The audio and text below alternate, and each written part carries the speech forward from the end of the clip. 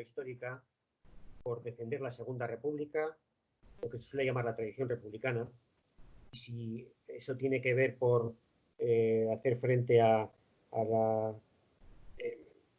los mitos franquistas acerca de todo el periodo histórico, desde la Restauración hasta la propia reforma, entre comillas, de la dictadura. ¿O crees que hay también una parte del pasado republicano que merece la pena recuperar?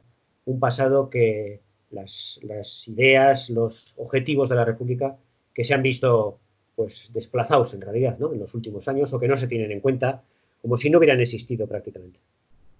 Bueno, ambas cosas. Ambas cosas. Yo empecé a interesarme por la experiencia republicana hace ya muchísimos años, cuando el profesor Enrique Fuentes Quintana, que a la sazón era director del Instituto de Estudios Fiscales del Ministerio de Hacienda, me pidió que investigara el tema del oro de Moscú. Y yo había hecho antes otro estudio para él, que se publicó, La Alemania nazi y el 18 de julio, los orígenes de la intervención alemana en la guerra civil, y yo pues me puse a trabajar en el oro de Moscú, me abrieron los archivos gracias a su intervención, y bueno, pues me di cuenta de dos cosas. En primer lugar, que Negrín estaba demonizado y que los papeles que se conservaban de él y que estaban entonces en el Banco de España, pues no respondían a la imagen que de él se había trazado. Bueno, para mí el tema del oro de Moscú ha sido una de las constantes en mi tarea como investigador, ¿no? Luego, muchos años después, cuando se abrieron los archivos soviéticos, pues yo me precipité, en fin, con algún retraso, pero en fin, no tardé demasiado en ir a Moscú, y estuve en Moscú en varias ocasiones.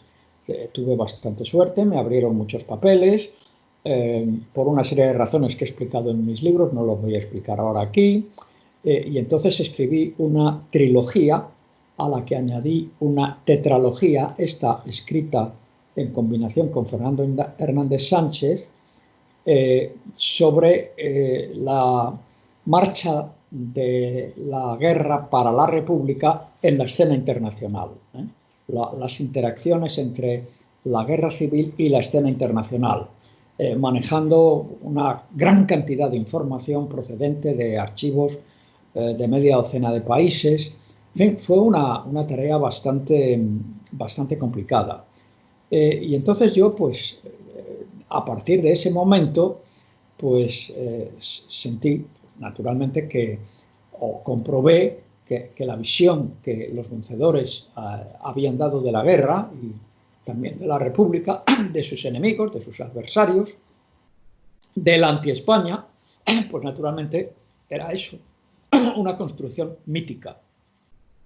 Bueno, después, claro, el hombre que había amparado esa construcción mítica fue el general Franco, ¿no?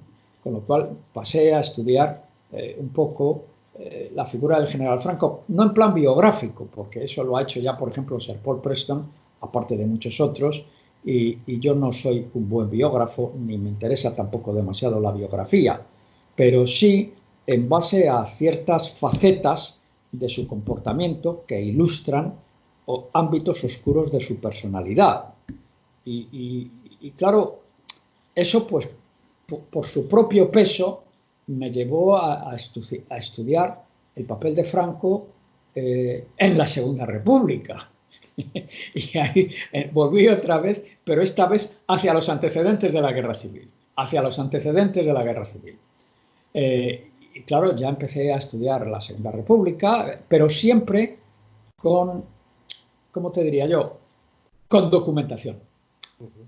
Yo desde mi primer libro en materia de histórica he creído en la necesidad imperiosa para el historiador de analizar críticamente, por supuesto, contextualizar críticamente lo que yo llamo la evidencia primaria relevante de época. Es decir, aquella documentación, generalmente en mi caso escrita, no me planteo pues imágenes o películas, no, papeles, en los cuales quedan prendidas, reflejadas, las acciones de los hombres, no mujeres. La historia que yo escribo, en la historia que yo escribo aparecen realmente pocas mujeres, porque no aparecían, ¿no?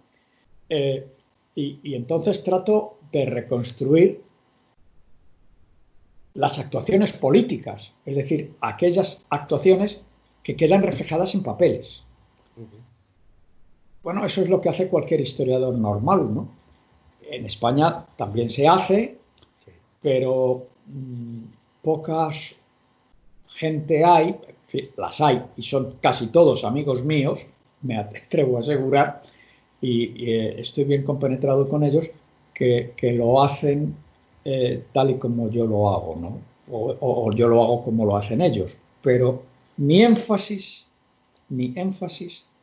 es en el análisis de las decisiones en su contexto.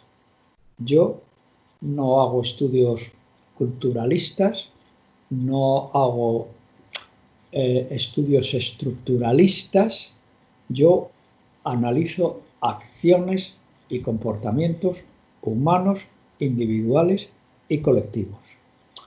Y es eso lo que yo veo que también se hace por aquí en Europa, en cualquier escuela historiográfica con la que yo estoy más o menos relacionado. ¿Por qué crees que se produce bueno, se diría que los últimos 10, 15 años, ¿no? Sobre todo, pero no es una cosa nueva, por supuesto, pero los últimos 10, 15 años hay una especie de revival del revisionismo? Para mí es una cosa muy simple. Sí. Para mí es una cosa muy simple.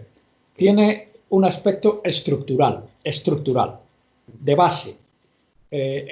Y es que la dictadura ocultó dimensiones esenciales del pasado y las sustituyó por mitos.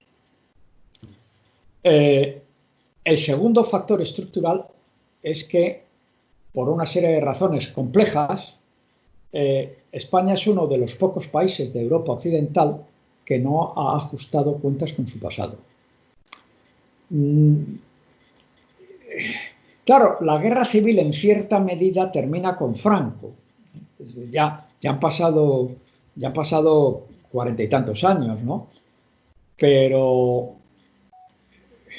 ¿qué quieres que te diga? A los alemanes les costó también muchos años empezar a ajustar las cuentas con su pasado. No es una cosa que se empezara en el año 51, ¿no? O en el año 49, cuando se creó la República Federal. Yo empecé a estudiar en Alemania en el año 59, estuve allí a principios de los años 60 y la verdad es que todavía no había empezado un ajuste de cuentas serios con el pasado. El pasado nazi, el Tercer Reich, la República de Weimar estaban muy distorsionados. Bueno, es decir, que si a los alemanes que perdieron la guerra, afortunadamente, y que fueron ocupados y que fueron desnazificados, les costó la friolera de 25 años, más o menos, en empezar a cargarse las pilas, pues hombre, muy ayudados naturalmente por Occidente y a nosotros que nos haya empezado a costar pues 30 años, pues no es una cosa del otro mundo, ¿no? Pero, dicho estos factores estructurales, están los, por así decir, coyunturales. Sobre eso se superpone una tendencia a la recuperación de los mitos de Franco por otra razón. Y es que a partir de los finales del siglo pasado, 1995 más o menos, 2000, ¿no? Se pone en marcha un movimiento colectivo que se llama de recuperación de la memoria histórica, es una denominación como cualquier otra, que trata de poner de relieve el capítulo inexplorado de la guerra civil. esencialmente, que fue la represión. Pero la represión franquista, porque de la represión republicana, del denominado, entre comillas, terror rojo, de eso los franquistas se habían preocupado de ponerlo de manifiesto desde el primer momento. Es decir, España estuvo 40 años empapada de églogas sobre el terror rojo. Nada se había dicho del terror blanco, por denominarlo así. Esto empieza hacia los años 90 y sobre todo ya a principios del siglo con el movimiento de exhumación de las fosas. Y esto es una cosa que cae como una bomba en la sociedad española, que cae como una bomba en la sociedad española para afrontar la cual pues el primer gobierno de Rodríguez Zapatero, pues hace una ley de memoria histórica. Bueno, no se la llamaba así, no se la llamó así, pero en fin, así es como se la conoce normalmente. Y esto tiene una gran importancia, porque es la primera vez que el Estado representado por el gobierno central, y con la anuencia del Parlamento, pasa una ley que trata de arrojar luz sobre esa represión, la represión franquista. Evidentemente se dice que es todas las represiones, y está muy bien. También había habido cosas que no se habían llegado a conocer sobre la represión republicana, por supuesto, ¿no? El pasado es el pasado de todos, ¿no? Yo no defiendo ni el pasado republicano ni el pasado antirrepublicano. El pasado es una cosa de todos. Pero eso tensa mucho a la derecha. Tensa mucho a la derecha porque, voy a decir una banalidad, ¿no? La transición se hizo aparentemente de manera indolora. O sea, aquí no ha pasado nada, olvidémonos todos somos iguales. Pues no, todos no fuimos iguales. Hubo victimarios y hubo víctimas. Por ambos lados se dirá sí, pero los que no se han estudiado son las víctimas de la derecha victoriosa. Sí. Bueno, y entonces esto pues llama a la palestra, naturalmente, a un montón de gente, de aficionados, periodistas, comunicadores, influencers, partidos políticos, lo que tú quieras, sí, que empiezan de nuevo pues una guerra simbólica, una nueva cruzada contra aquellos que defendemos, ¿no?, que el pasado es un pasado común y que hay que investigar todas las aristas. Lo que pasa es que, por así decir, la dictadura tuvo 40 años para imponer un canon, y resulta que todo lo que hemos escrito los historiadores más o menos normales, que nos basamos en evidencias, que nos basamos en pruebas, que nos basamos en papeles, que nos basamos en fosas, bueno, los que se basan en fosas, pues no les da la razón. No da la razón a la mitografía o al canon franquista. No les da la razón. Lo que es curioso y llamativo es, después de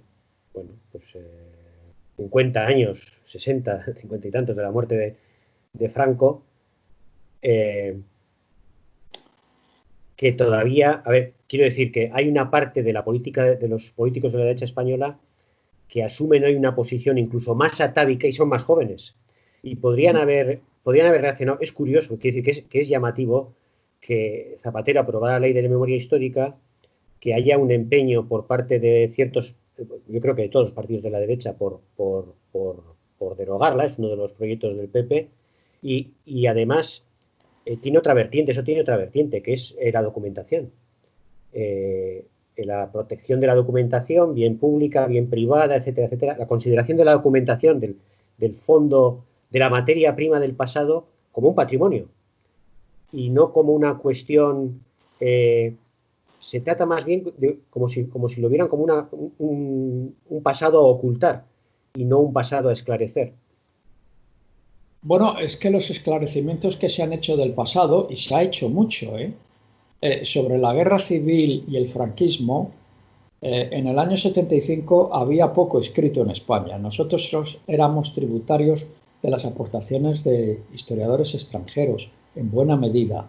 Pero desde el año 75, con la recuperación de las libertades cívicas, la libertad de expresión y demás, y la apertura progresiva de los archivos, en España se ha escrito mucho sobre la guerra civil, la república e incluso la dictadura.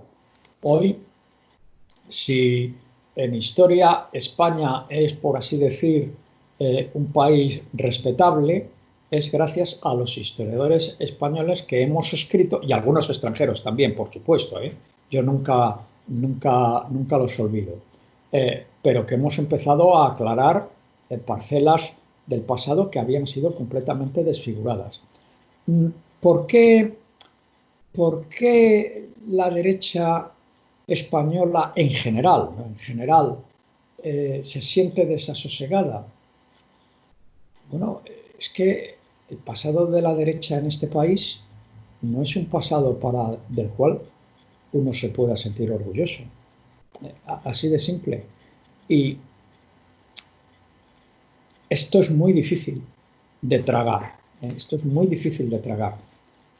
Todavía ahora vemos cómo en la Alemania reunificada, pues ha resurgido, no voy a decir un movimiento neonazi, porque eso está prohibido por la Constitución, por supuesto, ¿no? Pero ya se agitan grupúsculos, hay tendencias, hay incluso algún que otro partido político que empieza a coquetear con el pasado, ¿no? Nunca hasta el punto de la derecha española, porque la apología del régimen nazi es un delito punible por las leyes alemanas, ¿no? Aquí hacer apología del franquismo en España pues es perfectamente lícito y perfectamente legal. A nadie le puede meter en la cárcel por ello. En Alemania sí. El equivalente sí. Mira, claro, desde el año 78 yo vivo fuera. No hay que olvidar esto, ¿no? Voy por España con frecuencia, pero en fin, yo vivo fuera. Perdón, he dicho 78, no, 87. Sí. A mí me cuesta trabajo comprender muy bien por qué ocurre esto en España, porque es un caso, no voy a decir especial, pero relativamente especial, ¿no? Pero en fin, ahí los sociólogos o los politólogos estarán en mejores condiciones que yo para explicarlo, ¿no? El único país que yo noto en Europa, que es parecido a España, pero desde otras perspectivas, es Rusia. Es Rusia, donde hay también un intento de recuperación de un pasado que, bueno, tuvo sus momentos gloriosos, naturalmente, la guerra antifascista, la Segunda Guerra Mundial, pero en fin, también tuvo muchas sombras, ¿no? Muchas sombras, ¿no? Además, francamente, si uno se puede sentir más orgulloso del pasado, son más bien los rusos que los españoles, porque al fin y al cabo, para bien o para mal, el comunismo, Stalin, ¿no? Stalin convirtió a la Unión Soviética en una potencia mundial. El general Franco no convirtió a España en nada, ¿no? No convirtió a España en nada. ¿Qué se dice hoy a favor de Franco? Que facilitó la industrialización y la modernización de España. Sí, es verdad, se produjo durante los últimos 10 años de la dictadura, 10, 12 años. Pero yo he estudiado el movimiento, el origen de ese cambio estructural a partir de 1959. Y Franco no tuvo mucho que ver con él. Si acaso lo consintió. Pero ni él lo promovió, se le impuso más bien, porque no había alternativa. En el año 59, 58, 59, España, la orgullosa España de Franco, estaba en suspensión de pagos. En suspensión de pagos. Hubo que extraer con forceps a Franco el que diera el ok al plan de estabilización y liberalización. Y en cuanto pudieron, en cuanto el capitalismo español, por así decir, se vio ya regenerado, trató de limitar el alcance de la liberalización. Es decir, España se colgó de un movimiento de crecimiento económico europeo y mundial, digamos un poco in extremis, pero eso es en la parte económica, que es la que ahora se pone de manifiesto, pero no se pone de manifiesto la represión política que hubo durante los años 60. Ahí yo ya, bien o mal, la tuve que vivir también, ¿no? Es decir que, no sé, yo no creo que francamente haya que poner muchos florones históricos a la dictadura de Franco. No lo creo, sinceramente no lo creo. Reconozco naturalmente que España cambió muchísimo y mejoró, pero por supuesto, esto es innegable, ¿no? Pero tampoco hay que exagerar. Y sobre todo hay que analizar las causas. Y ahí el general Franco, con perdón, no tuvo mucho que ver. En primer lugar, porque ya de economía no tenía ni la más remota idea, no sabía nada, no entendía nada y además no le importaba nada.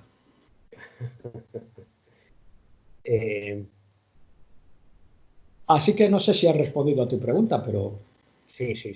Ahora, es otra cosa, ningún país puede prescindir de su historia. Ninguna formación política puede prescindir de su historia. La desfigura. Lo normal es desfigurar. Bueno, está muy bien, es una cosa... Pero ahí está, el papel del historiador no es prestarse a una connivencia con esas desfiguraciones del pasado.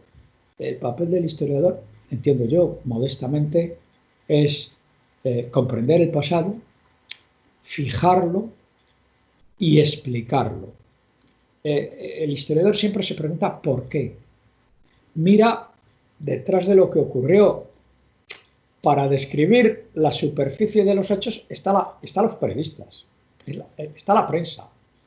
En fin, con todos mis respetos, los periodistas no son historiadores. Hay muchos periodistas que se hacen historiadores, por supuesto, ¿no? Menos historiadores que se hagan periodistas, pero en fin. Pero yo no discrimino por razón de origen, yo soy economista, al fin y al cabo, ¿no? Sí. Me dedico a la historia desde el año 1972-73, o incluso antes, porque me lo pidió y me metió el gusanillo Enrique Fuentes Quintana, ¿no? Cuando empecé a estudiar el oro de Moscú y la Alemania nazi el 18 de julio, pero luego pues me aficioné y luego he visto a lo largo de mi dilatada carrera profesional un poco cómo se hace la política, cómo se toman decisiones. Bueno, me interesa más la historia que el presente, francamente. Bueno, pero probablemente tu formación también te ha ayudado a... Bueno, a mí lo que me han ayudado son dos cosas, ¿eh? Y tus experiencias también, ¿no? Te han ayudado... Sí. Eso es. Mis experiencias. Sí, yo tengo mucho respeto por todos los historiadores de buena fe, ¿eh? Tengo mucho respeto por los historiadores de buena fe. Además, tengo muchísimos amigos historiadores y yo los respeto profundamente. A los que no respeto tanto son los camelistas, ¿no?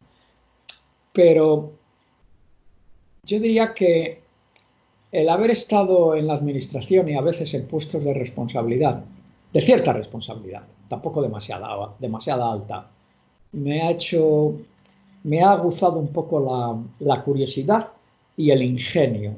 Mira, hace 7 años más o menos, u 8, yo descubrí unos papeles en unos archivos de la calle Alcalá en Madrid. Los descubrí en el sentido de que me di cuenta de la importancia de esos papeles, pero yo no fui el primer historiador en verlos, ¿eh? Yo no fui el primer historiador en verlos. Los habían visto por lo menos una historiadora y algún otro más. y esa historiadora lo había señalado en un pie de página, en una nota a pie de página, sin darle importancia, sin darle importancia. Bueno, yo leo eso y dije, ¿pero qué hay? ¿Pero esto qué es? ¡Clank! Pues se me encendió la bombilla, ¿no? Fui a verlo y claro, me di cuenta de que aquello tenía una importancia muy considerable, ¿no? Ese era el asunto de los famosos contratos, ¿no? En los contratos del 1 de julio de 1936, efectivamente, efectivamente. Y entonces yo empecé a investigar cómo hace un historiador y cómo hace un funcionario al que le piden que establezca un dossier, ¿no? Bien, ¿por qué? Explíqueme usted por qué. Empecé ahí, clink, clink, clink, clink, como una hormiguita hacendosa, y bueno, salió primero un artículo, después salió un libro algo más grueso, en fin, de ahí salió el último libro que he escrito, ¿no? ¿Quién quiso la guerra civil? Bueno, pues he llegado a conclusiones novedosas. Hombre, algunas sí, otras ya son conocidas. Bueno, son conocidas, lo que pasa es que porque una cosa sea conocida no significa que esté demostrada. Mira, uno de los papeles del historiador para mí en el estado actual del conocimiento histórico en España y de la situación de apertura de archivos, que no es la más, ¿cómo te diría yo? Que no es la excelente, pero que tampoco es tan mala, ¿no? Tampoco es tan mala, se han hecho grandes progresos. Estriba de todo lo que se escribió sobre la guerra civil o la república en el pasado, digamos hasta 1975 aproximadamente, que es cuando empezaron, o 76, que es cuando empezaron a abrirse los archivos en España. La misión del historiador, digo, estriba en separar el trigo de la paja, demostrar que hay ciertas ideas, proposiciones, tesis, afirmaciones que son correctas porque pueden ser documentadas y otras que hay que desechar porque o no son documentadas o chocan con la documentación de la época. Es decir, para mí eso es una tarea a la que yo me dedico y que me ha llevado a ciertas conclusiones generales, aplicando un método inductivo, esencialmente. Porque yo no me presento, yo no abordo en general un tema con preconcepciones. Incluso la de los contratos. Bueno, yo conocía los contratos del 1 de julio, ¿no? Estaban ahí, eso es una prueba documental, ¿no? Lo que yo he querido saber es cómo se llegó a los contratos, que es una pregunta a mí me parece muy lógica, ¿no? Claro, a través de un procedimiento inductivo y buscando papeles, en archivos, me he recorrido una docena de archivos, pues se encuentran respuestas que no son definitivas, pero que dan la razón a unas ciertas interpretaciones que hubo en el pasado y se la quita a otras. Se la quita, en este caso, naturalmente, a los sublevados. Y se le da la razón, en parte, a aquellos contra los que se sublevaron, los que ganaron la guerra. El golpe del 18 de julio fue un golpe monárquico, militar y fascista. Bueno, no lo dije yo. Eso se dijo ya en la época, a partir de los años 30. En el año 36 ya se decía, pero nadie lo había demostrado. Y premeditado. Perdona, Ángel. Y premeditado. Claro. Hubo toda una conspiración en marcha, ¿no? Una conspiración en marcha que data del año 1932. También esto se había dicho, pero nadie había demostrado el recorrido de la conspiración con la ayuda fascista. Y sin embargo, aquellos historiadores que te han criticado a ti por este último libro, por ejemplo, algunos historiadores, eso no sé hasta qué punto verdaderos historiadores, pero bueno, te acusan de tergiversar y manipular los datos para arrimar el ascua de la versión a tu cocina. Yo eso lo niego. No te digo por darles razón, ¿eh? Te quiero decir que hay una parte de la historia Porque ahora quiero preguntarte por otro aspecto de este asunto, que es eh, la posibilidad de la objetividad en la historia, la posibilidad de conocimiento científico histórico, y luego ese mito del historiador objetivo, que muchas veces, la mayoría de las veces, se plantea desde el punto de vista de, no voy a decir historiadores de la derecha, pero sí desde concepciones históricas de la derecha. Bueno, mira, sí. Que es la idea de que un historiador, cuando escribe, tiene que escribir siempre la verdad, y la verdad es solo una. Bueno, la verdad tiene muchas aristas. Efectivamente. Depende de cómo se mire. Pero bueno, mira, precisamente he estado estos días releyendo un libro de un historiador en su momento eminente, no te voy a decir el nombre, eso, en fin, muy eminente, sacerdote, miembro eminente también del Opus Dei, y entre sus prescripciones metodológicas dice: hay que estudiar los hechos como son, sin preconcepciones. Bueno, esto es como para echarse a reír, ¿no? Y a pesar de que haya sido un historiador eminente, yo me río. En primer lugar, porque ¿qué son los hechos? ¿Qué son los hechos? ¿Qué son los datos? ¿Qué son los datos? Hay grandes controversias metodológicas respecto a este tema, ¿no? Pero aún en el supuesto, los contratos, ahí están, ahí hay un hecho, un dato, un documento. Un documento. Bueno, se niega, se cierra, se olvida. No, hay que estudiar por qué. ¿Qué es lo que hay detrás? ¿Qué hay lo que hay detrás? Y entonces ahí el historiador es objetivo en la medida en que analiza los datos, los hechos, y los analiza y contextualiza críticamente. En ese sentido, yo creo que el historiador es objetivo. Ahora bien, una cosa es la objetividad tal y como yo y otros la definimos, y otra es la imparcialidad. Eso es otra cosa. ¿Y por qué no es lo mismo? Pues porque yo no conozco a ningún historiador, en fin, en realidad no conozco a ningún ser humano que no tenga algún tipo de ideología. Incluso aquellos que no dicen: no, es que yo no tengo ninguna ideología. Pues tienen una ideología, la de no tener ideología. Aparte de que no tener ideología es mentira, porque todos somos productos culturales de nuestra familia, de nuestra sociedad, de nuestra educación, de nuestras capacidades intelectuales, como quieras. No, un historiador no es un mejillón,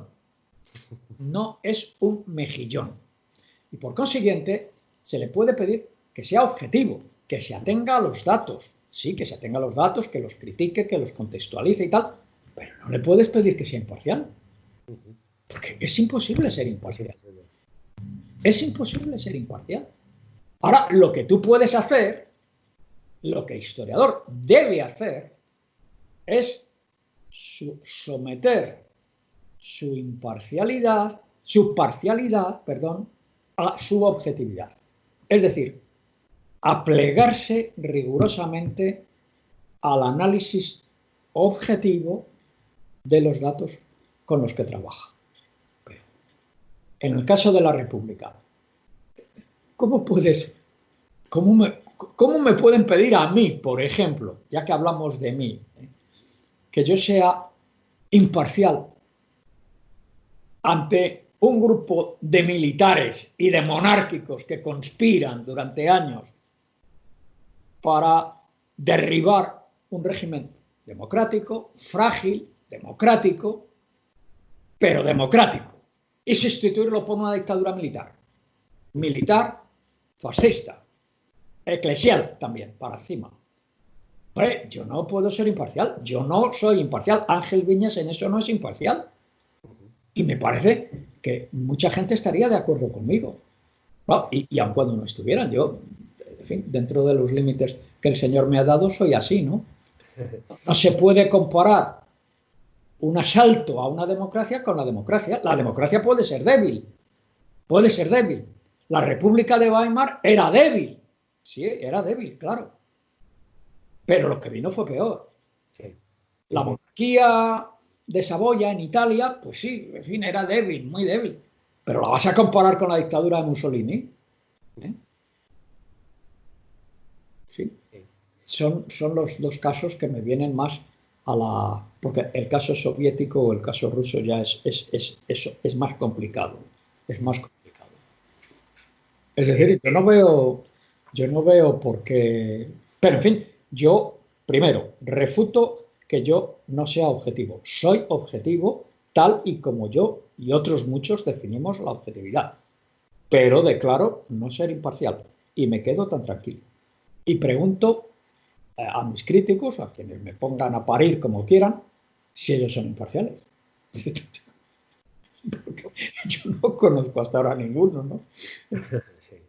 ¿Cómo pasamos del estudio científico del pasado, del debate historiográfico, crítico, en el mejor de las circunstancias, suponiendo que sería una manera perfecta, a la difusión de la historia, al relato histórico compartido? ¿Cómo se hace eso? La historia que se enseña, la historia que enseñamos hoy, la historia que... Eso no sé si me explico. ¿Cómo Sí, se hace te eso? explicas. Sí, claro. Bueno, eso es otra cosa. Mira, una cosa es escribir historia como historiador. Y otra cosa es pasar esos conocimientos sobre el pasado a la sociedad. ¿Eh? Esto ya no es tarea del historiador en sí, ¿no? Esto en una democracia moderna, social, democrática y de derecho, es una cosa que corresponde al sistema público de enseñanza. No hay que inventar la rueda, no hay que inventar la rueda está inventada desde hace muchos años. Y en este caso, los sistemas públicos de enseñanza, desde finales del siglo XIX, han ido transmitiendo una visión sobre sus propias sociedades que está muy permeabilizada por los descubrimientos hechos por los historiadores. Pero eso no lo hace el historiador mismo. Eso se hace a través del sistema político, el sistema parlamentario, el sistema institucional, y la enseñanza reglada, la enseñanza pública o vigilada por el sector público. Ahí, pues, España tampoco ha ajustado las cuentas con su pasado. Y además, yo francamente no lo veo con mucho entusiasmo, porque a pesar de los cambios que ha habido en la legislación, en las leyes orgánicas, yo qué sé, de enseñanza y tal, pues tú no puedes tener asignaturas que van, por ejemplo, del hombre de Atapuerca a la monarquía actual, ¿no? Eso no se puede dar en un curso, ¿no? Yo no, en eso no entro yo. Hay historiadores. Fernando Hernández Sánchez es coautor conmigo de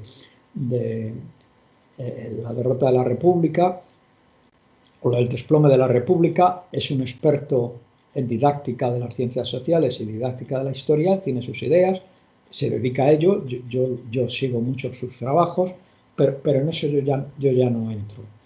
Lo que sí te quiero decir es que en la medida en que la enseñanza de la historia no se adecue a las contrastaciones, descubrimientos, reflexiones de los historiadores, pues se abre el campo a que los ciudadanos del presente y futuros ciudadanos del presente pues salgan con una muy mala formación sobre el conocimiento de su propia historia o de la historia de sus antepasados.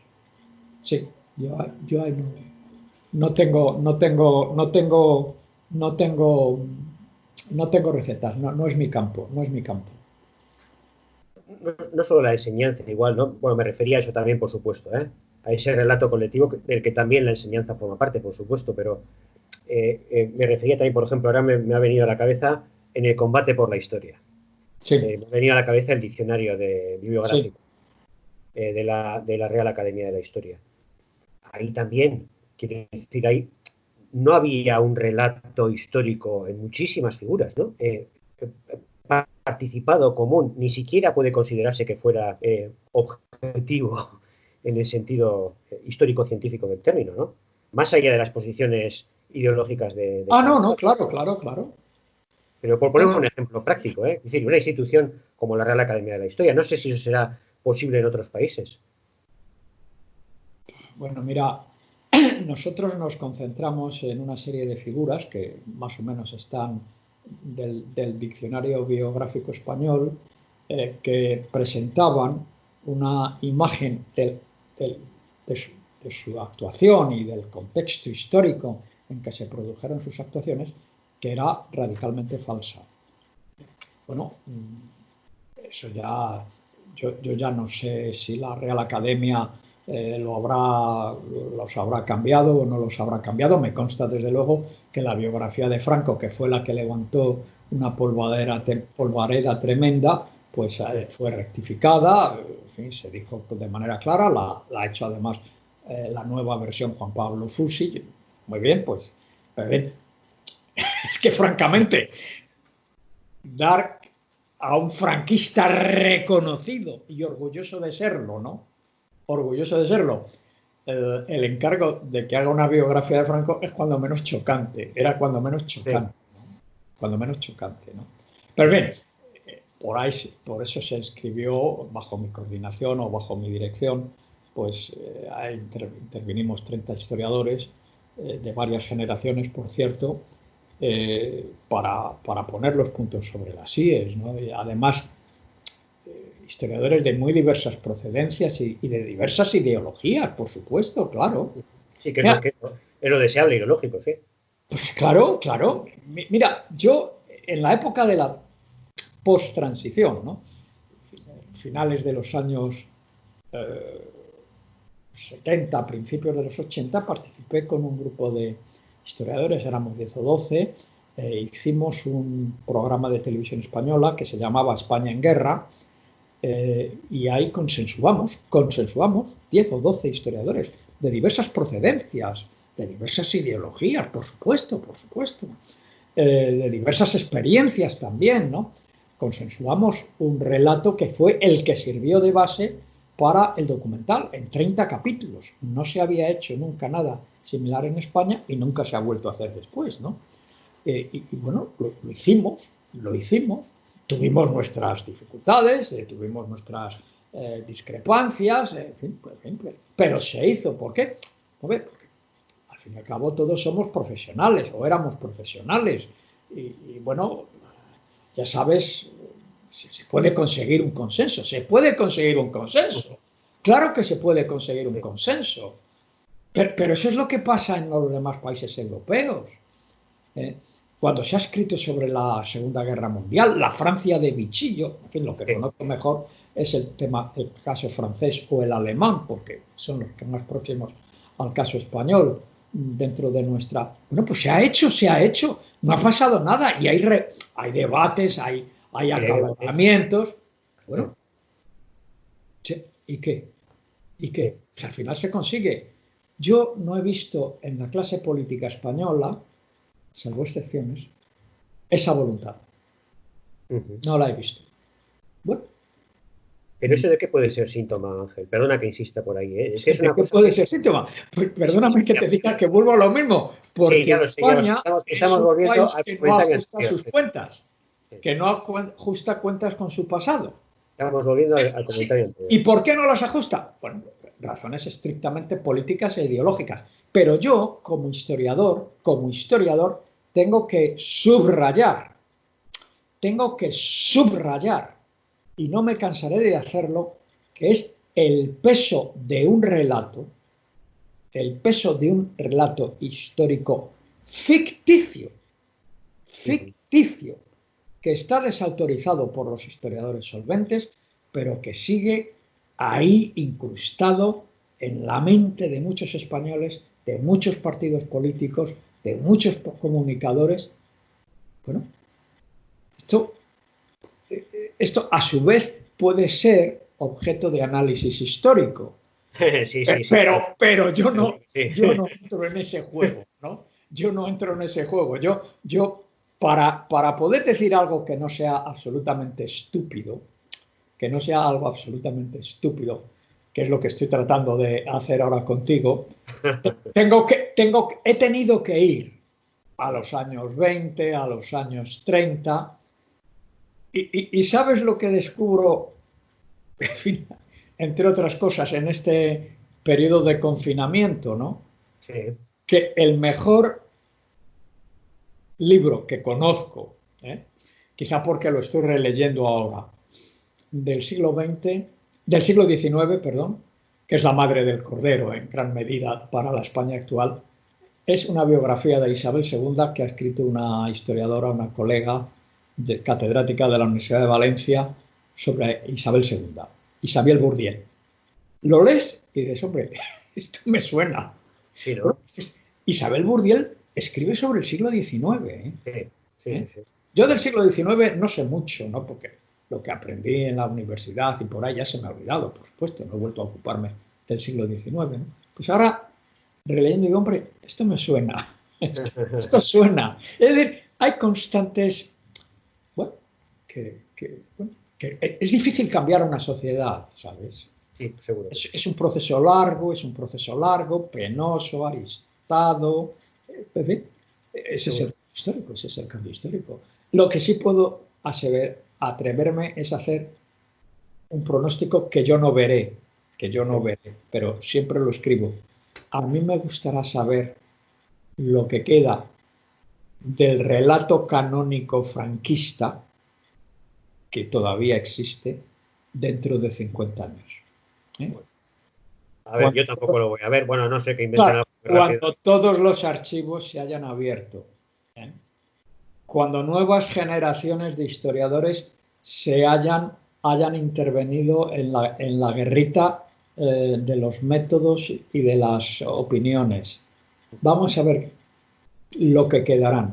Yo lo único que deseo es que cuando eso se produzca, que alguien diga, hombre, pues allá había un fulano que se llamaba Ángel Viña. De Madrid. De Madrid. Que tampoco estaba tan equivocado, ¿no? Muy bien. Yo puedo decir eso de muchos ilustres historiadores que nos han precedido y puedo decir, estaba muy equivocado, pero totalmente equivocado. Y han sido historiadores que en el régimen, por supuesto, incluso en la transición, han sido muy alabados, ¿no? Pero su valor historiográfico, cero. Prácticamente nulo. A cero. Ahora, siguiendo un poco el hilo de la historia, la historiografía, el trabajo historiográfico, el estudio científico, la difusión de la historia, ¿qué diferencia hay? ¿Memoria e historia son lo mismo? No, historia y memoria no son lo mismo. Ha habido grandes debates sobre qué es la historia, ¿no? Pero en fin, la memoria histórica es un concepto relativamente reciente, aun cuando se podría decir que todas las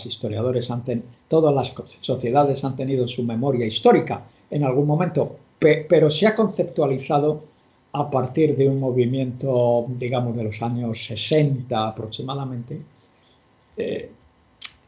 que tiene connotaciones distintas según los países. En Europa, básicamente, es, digamos, una reflexión cultural colectiva del pasado común, que varía de generación en generación.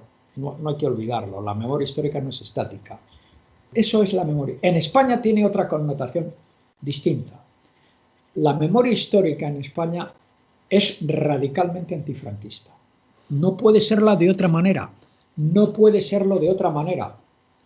Porque a los españoles de tu generación, de la mía, que soy un poco mayor que tú, y de las de muchas generaciones o de varias generaciones que nos siguen, se nos ha arrebatado la historia. y ha habido unos huecos, se han generado unos huecos que rellena la sedicente o la autodenominada memoria histórica, que es la memoria de la derrota, la memoria del destino de los derrotados, la memoria oculta, los lados ocultos de la represión franquista. Así que la memoria histórica en España tiene que ser, por definición, antifranquista. La memoria histórica en Francia, lugar de donde procede el concepto. Bueno, la memoria histórica se refiere a la Primera Guerra Mundial, al periodo de entreguerras, a la Francia de Vichy, si tú quieres, periodos sobre los cuales ya quedan simplemente testimonios escritos, ya no, que levantan controversia, pero sobre una base de aceptación de una memoria común, de una historia común, vehiculada por el sistema de enseñanza. Hay sociedades en que el concepto de memoria histórica no existe.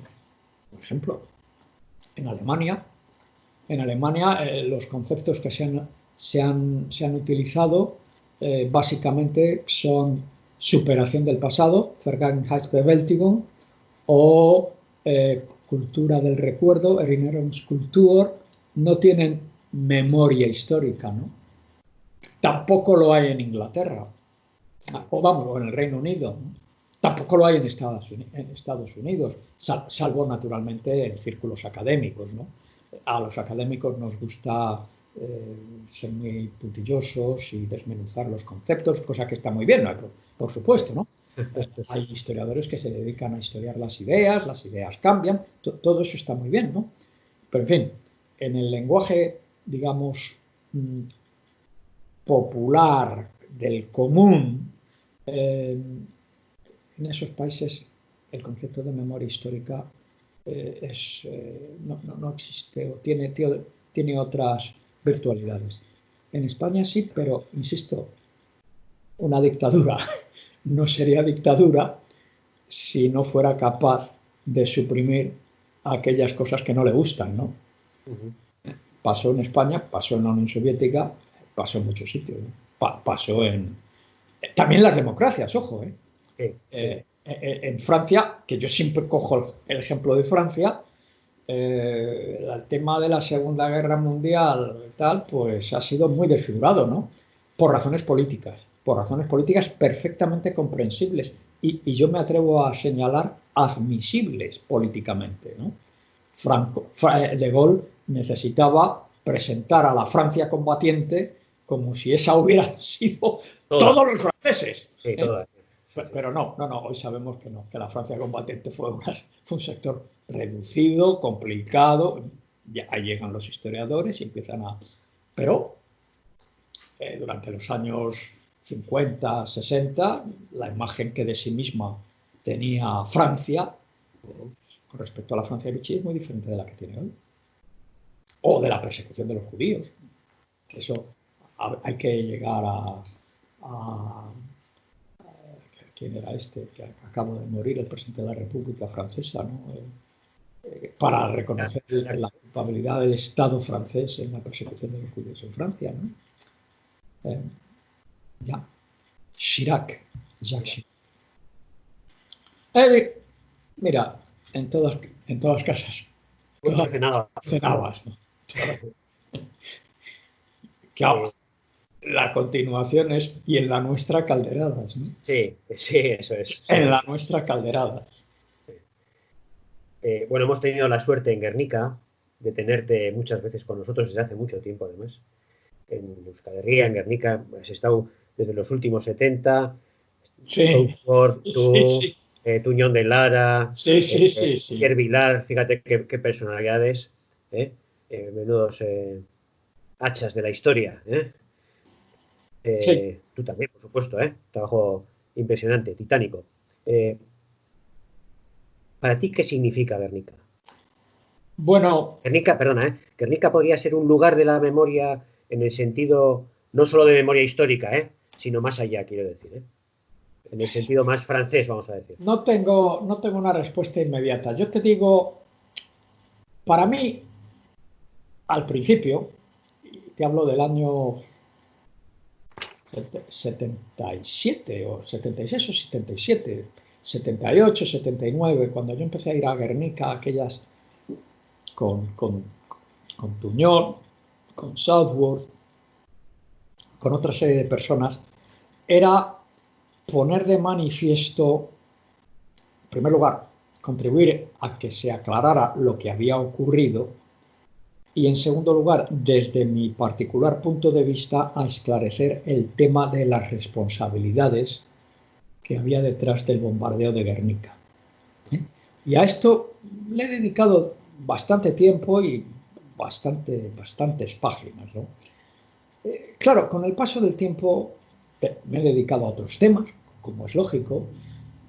Nunca he olvidado Guernica, pero hoy veo en Guernica un ejemplo sintomático de algo que es más general y que yo me atrevo a caracterizar con ello una gran parte de la historiografía profranquista o de la historia profranquista o del canon profranquista. Y me vas a permitir, porque esto lo vengo insistiendo en ello mucho. Yo creo que desde el punto de vista metodológico, si tú quieres, filosófico, filosofía de andar por casa, ciertamente, hay un rasgo muy característico de este tipo de planteamientos que tienen curso en España en estos momentos, vamos, en la prensa, en la televisión, en ciertas televisiones, y es que si hay algo que caracteriza, si tuviéramos que definir o identificar un solo rasgo que caracterizaría a esta historiografía o historiografía franquista, es el de la proyección. Es una historiografía proyectista en el sentido de que atribuye al adversario, al enemigo, a los rojos, a los vascos, comportamientos propios. Comportamientos propios. Y aquí es clarísimo que el bombardeo de Guernica constituye un ejemplo egregio de esa proyección. Se achaca a los vascos separatistas, a los dinamiteros asturianos, al enemigo que hayan destruido o que intentaran destruir la villa, cuando quien destruye la villa es la aviación alemana e italiana al servicio de Franco y siguiendo instrucciones del Estado Mayor de Franco. Bueno, eso, en términos psicológicos, se denomina proyección. Bueno, pues esa proyección que se aplica a Guernica la encuentras en otros sitios. Claro, el caso de Guernica es particularmente grotesco porque Franco lo mantuvo hasta el final de sus días e incluso después de la muerte de Franco ha habido 4 o 5 historiadores, en fin, no voy a citar aquí los nombres, los he puesto a solfa por escrito, que lo han seguido manteniendo contra viento y marea, contra toda la evidencia documental. Se han distorsionado las evidencias, se las ha prostituido y sobre todo se ha eliminado mucha evidencia. Se ha eliminado mucha evidencia. Así que Guernica es para mí uno de los casos más rutilantes de esta característica de la historiografía franquista. Muy bien. Ahora, es un lugar de memoria. Mira, ¿qué quieres que te diga? Eso Pierre Nora lanzó la idea, ha tenido mucho éxito. Bueno, yo no sé. Yo creo que sí, hay piedras, hay monolitos, hay figuras, ¿no? Sí. En Guernica que que instruyen sobre lo que ha acaecido, ¿no? Hay elementos materiales, intelectuales, políticos, ideológicos, que lo muestran, ¿no? Ahora, que sea o no un lugar de memoria, yo no puedo pronunciarme sobre eso, ¿no? No me corresponde a mí darle esa caracterización. Muy bien. Bueno, sobre todo me interesaba tu posición personal, lo que has dicho, lo que has contado, ¿eh? Lo que tú has sentido y has cuando has estado en Guernica, cuál era tu idea, etcétera, etcétera, qué es lo que nos has dicho. Bueno, Ángel, pues bueno, oye, dentro de las circunstancias, porque ahora lo que me gustaría es darte la mano. Bueno, hemos estado una hora y pico, ¿no? Una hora y pico. Claro, pues está una hora 38, 39 segundos, sí. Más luego lo que hemos estado antes también, sí. Bueno, pues nada, espero que os sirva de algo, ¿no? Seguro que sí, seguro que sí. De hecho, bueno, yo he disfrutado mucho y he aprendido mucho además, como no esperaba. Muchas gracias. No esperaba que fuera de otra manera. Mira, hablamos el año que viene. Sí, señor. Por estas fechas ya estará mi último libro, o mi próximo libro ya estará en la calle. Muy bien. Será un placer tenerte para que Muchas gracias. Chao. Bueno, Ángel. Bye. Por. Bye.